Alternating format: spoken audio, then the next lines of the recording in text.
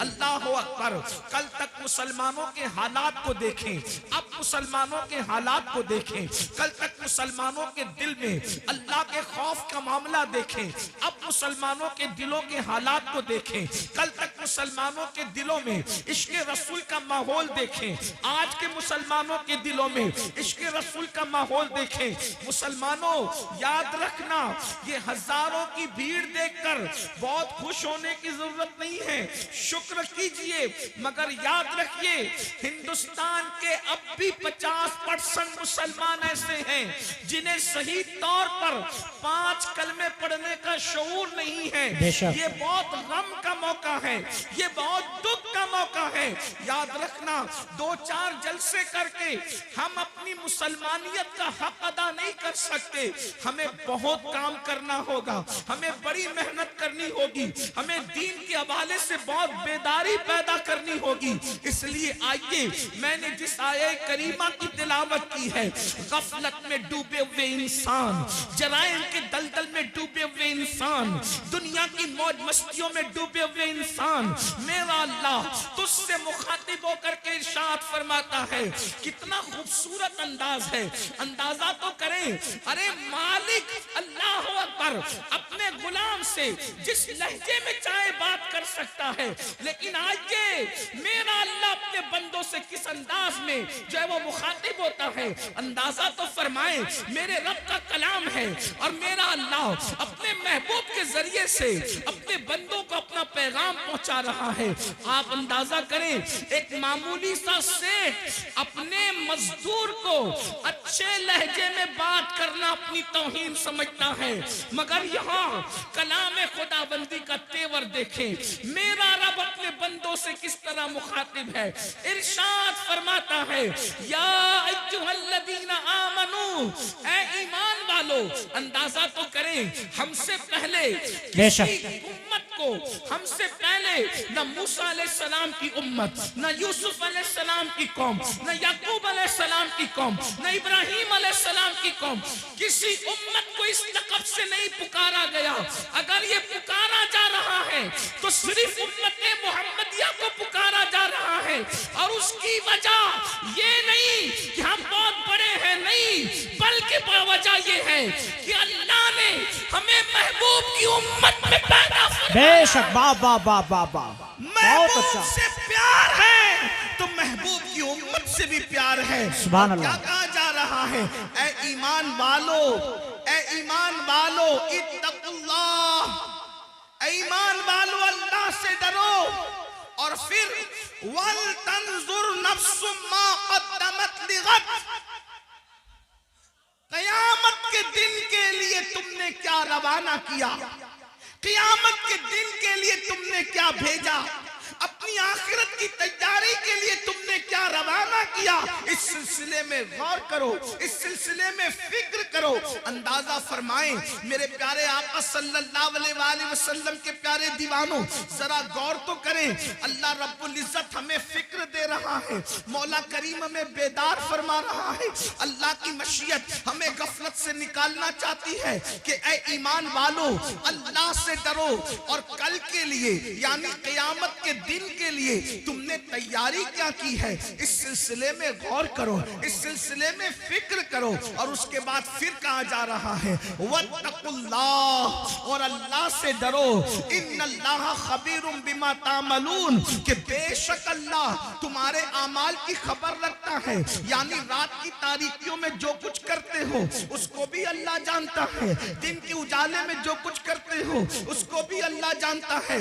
गफलत की जिंदगी जीने वालों, मकान दुकान कारोबार पर इतराने वालों, अल्लाह अकबर। आइए, हमारी जिंदगी की 6 मंजिलें हैं, हमारी जिंदगी की 6 घाटियां हैं, हमारी जिंदगी के सफर के 6 मराकिज हैं। मिसाल के तौर पर हमारा पहला सफर मिट्टी से लेकर खमीर तक के था, हमारा दूसरा सफर बाप की पीठ से लेकर माँ के पेट तक था। हमारा तीसरा सफर माँ के पेट से लेकर दुनिया में आने तक था। हमारा चौथा सफर दुनिया से लेकर कब्र तक है, और पांचवा सफर कब्र से लेकर हश्र तक है, और छठा सफर हश्र से लेकर या तो कोई खुशनसीब जन्नत में जाएगा या तो कोई बदनसीब जो है वो जहन्नम का ईंधन बनेगा। ये 6 सफर है, ये 6 घाटियां हैं। अब देखो 6 मंजिलें थी सफर की, 3 मंजिलें तो खत्म हो गई, 3 मंजिलें हम पार कर चुके। मगर याद रखना, दिल के कानों से सुनना, अगर आप ये तवक्को मुझसे लेकर के आए हैं कि मैं आपको मुफ्त में जन्नत बांटने के लिए बशारतें दूंगा, तो आप ये फिक्र अपने दिलो दिमाग से निकाल दें। उसकी वजह ये है कि मैंने आपकी खुशी की कोई बात नहीं करना, मैंने तो मौला की खुशी की बात करने की कोशिश करना है। इसलिए कि मुझे भी अल्लाह की रजा चाहिए और आपको भी चाहिए। याद रखिएगा, अल्लाह अकबर। लेकिन जो लोग सुन सकते हैं जरा तवज्जो से सुने। 3 मंजिलें हम तय कर चुके हैं, मगर तीनों मंजिलों में आमाल का कोई अमल दखल नहीं है। मिट्टी से लेके खमीर तक लाना अल्लाह का करम है, उसमें अमल का कोई अमल दखल नहीं है। उसके बाद बाप की पीठ से माँ के पेट तक आना, इसमें भी इंसान के अमल का कोई दखल नहीं है। ये अल्लाह रब्बुल इज्जत की मर्जी और मशीयत है। उसके बाद जो है अल्लाह अकबर, माँ के पेट से दुनिया में आना, इसमें भी अमल का कोई दखल नहीं है। लेकिन अब दुनिया से जो कब्र बेहतर होगी, इसमें अल्लाह ने अमल को जरिया करार दिया है। ईमान के बाद अमल सालेह, कब्र उसी की सौरेगी जिसके अमाल बेहतर होंगे, हश्र उसी का सौरेगा जिसके अमाल बेहतर होंगे, जन्नत में वही जाएगा ईमान के बाद जो अच्छा अमल करेगा। अब आइए ना, हमारी जिंदगी की 3 घाटियां बाकी है। नंबर 1 कब्र, नंबर 2 मैदान महशर, और नंबर 3 या तो जन्नत ठिकाना होगा या फिर उसके अलावा। अल्लाह अकबर। अंदाजा फरमाएं मेरे आका सल्लल्लाहु अलैहि वसल्लम के दीवानों, अब मुझे बताओ दुनिया के अंदर हम कितनी गफलत में जिंदगी गुजार रहे हैं। दुनिया के अंदर किस कदर गफलत का शिकार है। कोई दुकान कर रहा है, कोई मकान कर रहा है। दुनिया के अंदर इतने डूब गए, अल्लाह का नाम लेने की फुर्सत नहीं, अल्लाह की इबादत की फुर्सत नहीं। आइए, मैं बहुत तवील गुफ्तगू नहीं करूंगा, लेकिन एक बहुत अहम बात आपके कानों से गुजारना चाहता हूँ। अल्लाह अकबर, अल्लाह अकबर। एक मर्तबा सैयदना ईसा अला नबीना वाले सलाम अपने हवारियों के साथ, यानी अपने साथियों के साथ एक बस्ती से तशरीफ ले जा रहे हैं। जब आप बस्ती से तशरीफ ले जा रहे थे तो आपने क्या देखा कि बस्ती के लोग सब के सब मर के औंधे पड़े हुए हैं, औंधे मुंह पड़े हुए बस्ती के अंदर। अल्लाह के पैगंबर हजरत सैयदना ईसा अलैहि सलाम ने पूरी बस्ती को औंधे मुंह मुर्दा पड़ा हुआ देखा, तो हजरत ईसा अलैहि सलाम ने इरशाद फरमाया अपने हवारियों से कि देखो अल्लाह का अजाब आ गया इस बस्ती पर, ये बस्ती अल्लाह के अजाब की वजह से हलाक हो गई। अल्लाह ने इनको मारकर औंधे मुंह डाल दिया है, अल्लाह इनसे नाराज है। उस वक्त हवारियों ने पूछा, ए अल्लाह के मुकद्दस नबी, ये बताएं कि आखिर किस जुर्म की वजह से इन पे अजाब आया, अजाब आने की वजह क्या है। तो हजरत ईसा अलैहि सलाम ने पूछा, मौला मेरे हवारी ये जानना चाहते हैं कि इन पर अजाब क्यों आया, अजाब आने की वजह क्या थी। तो उस वक्त अल्लाह रब्बुल इज्जत ने वही फरमाई, ईसा जब रात तारीक हो जाए, जब रात अंधेरी हो जाए, तो उस वक्त रात की तारीकी में आप आवाज दीजिएगा, आप आवाज लगाइएगा, तब आपको ये बताएंगे कि किस वजह से इन पर अजाब आया, अजाब आने की वजह क्या है। अल्लाहु अकबर। जब रात तारीक हो गई तो हजरत सैयदना ईसा अला नबीना वाले सलाम ने एक आवाज लगाई, बस्ती वालों ये बताओ किस वजह से तुम अजाब में गिरफ्तार हो गए। अब दिल के कानों से सुनना, एक बंदे की जो लाशें औंधे मुंह पड़ी हुई थी, औंधे मुंह पड़ी हुई लाशों में से एक लाश से आवाज आई, ए अल्लाह के पैगंबर ईसा अलैहि सलाम, हमको जो अजाब में गिरफ्तार किया गया उसकी 2 वजह थी। नंबर 1, हम दुनिया की मोहब्बत में मुब्तला थे, हम दुनिया की मोहब्बत में गिरफ्तार थे। आगे की गुफ्तगू करने करने से पहले अब जरा मुझे बताओ, ये जो आपके ज़हन और दिमाग में खप्त है कि हम कुछ भी कर लें हम पर कोई अजाब नहीं आएगा, ये बात सही नहीं है। अल्लाह अकबर। उसकी तफसील ये है, उम्मत मोहम्मदिया होने की वजह से इज्तिमाई अजाब इस कौम पर नहीं आएगा, यानी पूरी कौम हलाक नहीं होगी, मगर इंफिरादी अजाब जो जैसा करेगा वैसा उसको भरना पड़ेगा। कुरान कहता है वमा असाबकुम मिन मुसीबतिन फबिमा कसबत ऐदीकुम, कि तुम पर जो भी मुसीबत आती है वो तुम्हारे अमल की वजह से आती है। बारहा सूफिया का ये कौल दोहराया जाता है, जो तुम्हें ठोकर लगती है वो तुम्हारे गुनाह की वजह से लगती है। अल्लाह अकबर। जो महफिल से रोशनी जाती है वो भी हमारे गुनाह की वजह से जाती है, जो हमारे चिराग बुझते हैं वो भी हमारे गुनाह की वजह से बुझते हैं। अल्लाह अकबर। आज मुझे बताओ कितने मुसलमान हैं जो सुकून की सांस ले रहे हैं, हर जगह तूफान है, हर जगह घर जहन्नम कदा बना हुआ है। कोई कहता है मौलाना बच्ची को रिश्ते अच्छे नहीं आते, बिस्तर पे करवटें बदल रहे हैं, बेटियों के लिए तड़प रहे हैं, सिसकियां ले रहे हैं। मैं पूछना चाहता हूं मुसलमानों, मुझे बताओ बेटियों को अच्छे रिश्ते क्यों नहीं आते? ऐसा कि अल्लाह ने उनका जोड़ा पैदा नहीं किया, पैदा किया है। बहने माँ और आप भी सुन ले, जो अल्लाह दरख्त के पत्तों को बेजोड़ पैदा न करे, जो अल्लाह चूटियों को बगैर जोड़े के पैदा न करे, जो अल्लाह फूल और फलों को बेजोड़ पैदा न करे, जो अल्लाह सर के बालों को बेजोड़ पैदा न करे, जो अल्लाह सितारों की अंजुमन को बेजोड़ पैदा न करे, जो अल्लाह समुंदर के कतरों को बेजोड़ पैदा न करे, वो तुम्हारी बेटी और बेटे को बेजोड़ कैसे पैदा करेगा? लेकिन ये रिश्ते क्यों थमे हुए हैं? कहा किसी ने बांध दिया है। मैं कहता हूं याद रखना, मैटर कुछ भी हो, मेरी नजर तुम्हारी गुफ्तगू पर नहीं। हम तो मुस्तफा जाने रहमत के गुलाम हैं। हुजूर की बात पर तवज्जो करेंगे, अल्लाह की बात पर तवज्जो करेंगे।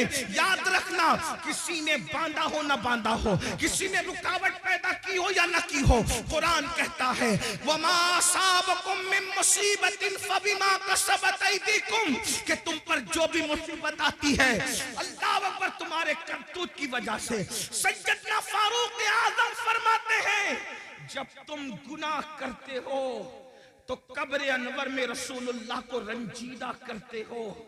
जो काम अपने नबी को कब्र अनवर में अजियत पहुंचाए वो कौम बिस्तर पर सुकून की सांस कैसे ले सकती है? तुम खुदा के महबूब को बेकरार करते हो, फिर अल्लाह तुम्हें बेकरार करता है। बेशक नींद की गोलियां खाकर भी तुम्हें चैन की नींद नहीं, इसलिए कि तुमने गुंबदे खजरा में खुदा के महबूब को बेचैन किया, हुजूर को बेकरार किया। अल्लाह अकबर। कौन सा गुनाह नहीं करते? आज कहते हो मैं बिस्तर पर तड़पता हूं, क्यों? हमारे करतूत। गौर करो, अपने अमाल का एहतिसाब करो। आज तो हर आदमी अपने आप को वली से कम समझने को तैयार नहीं है जी। अगर अल्लाह का इनाम हो तो समझते हैं कि हमारे अमाल की वजह से बंदे अपने अमाल की औकात और हैसियत क्या है। जिस कौम को वुजू और गुस्ल का तरीका याद न हो उसके अमाल की हैसियत क्या है जी। ये तो अल्लाह का करम है, ये तो अल्लाह का एहसान है कि उसने तुम्हारे भी और हमारे भी ऐबों पे पर्दे डाल रखे हैं। बेशक सच्ची बात को ईमान लगती अगर वो तुम्हारे और मेरे ऐबों पे पर्दे न डालता। मैं इन अल्लाह वालों की बात नहीं कर रहा हूं, तुम्हारी और मेरी कर रहा हूं।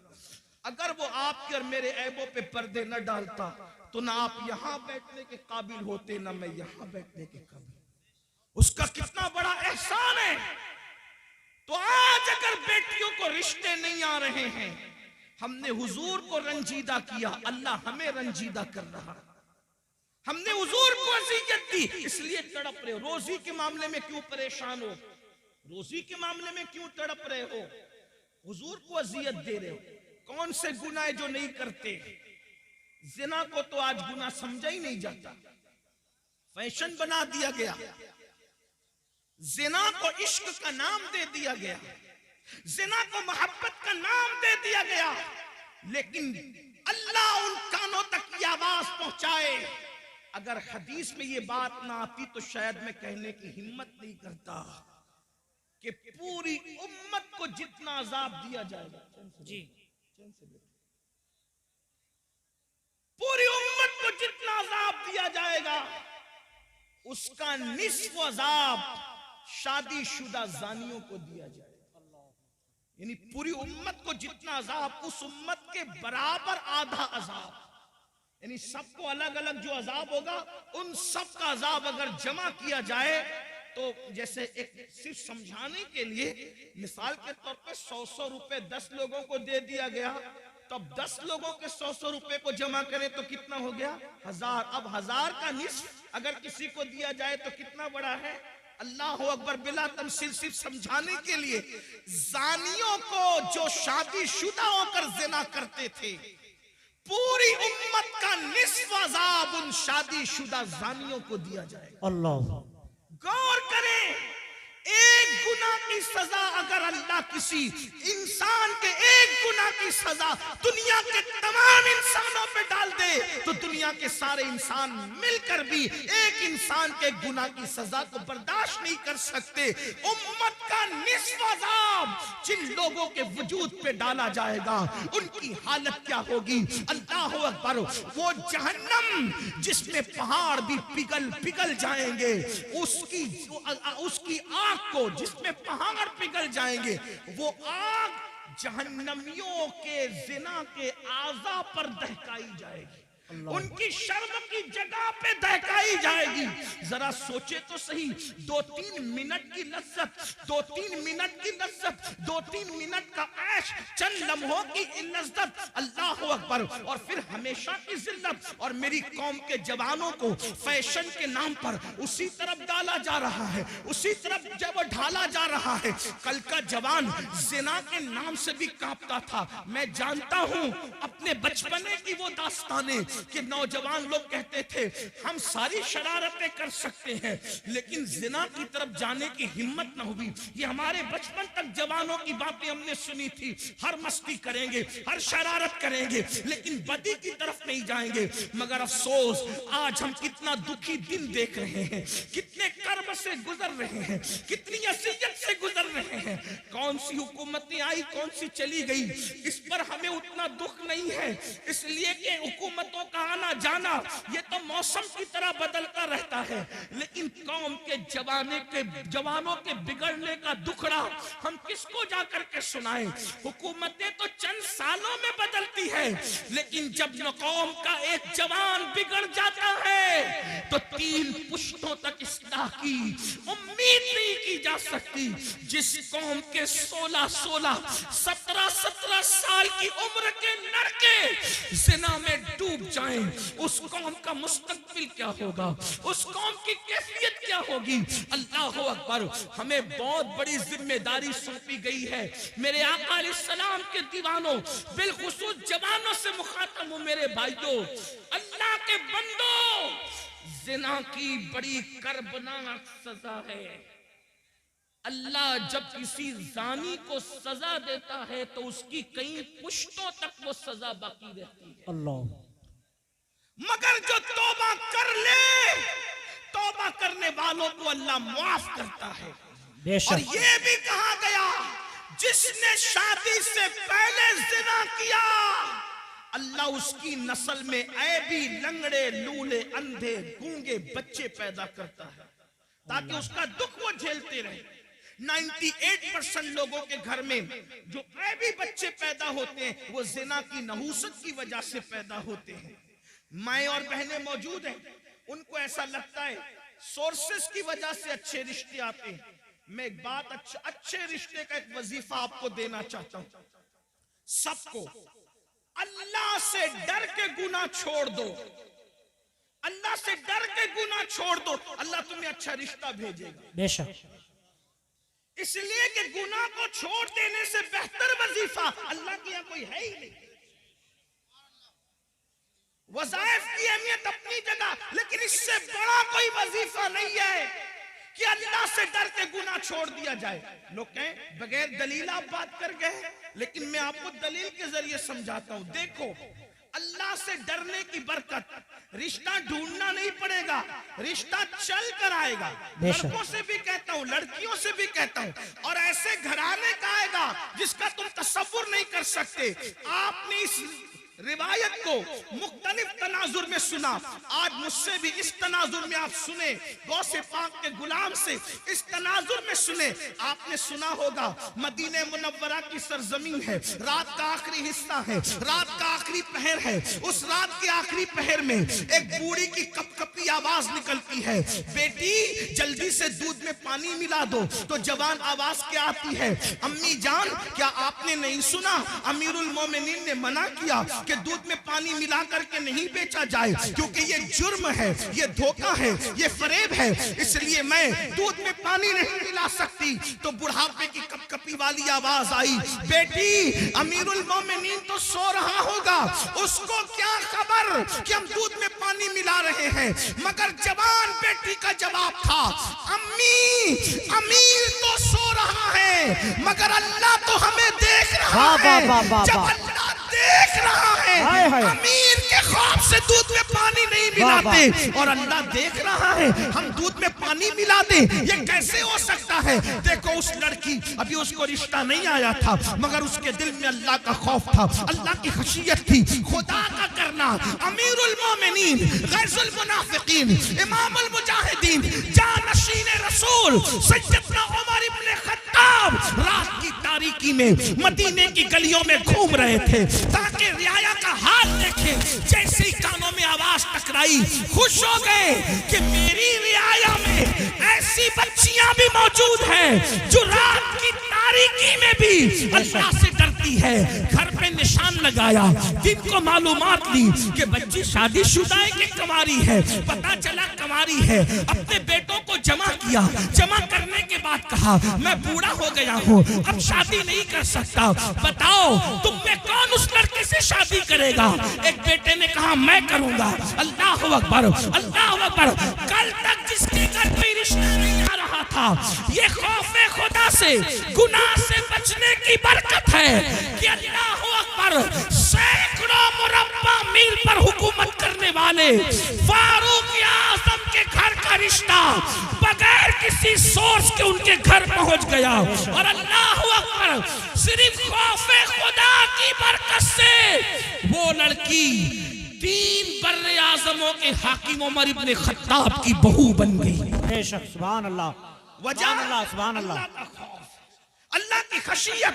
और सिर्फ फारूक आजम की बहू नहीं बनी, बल्कि अल्लाह ने उस बेटी से एक बेटी पैदा फरमाया, और उस बेटी से जो बेटा पैदा हुआ वो पहली सदी का मुजद्दिद हजरत उमर इब्न अब्दुल अजीज कहलाया।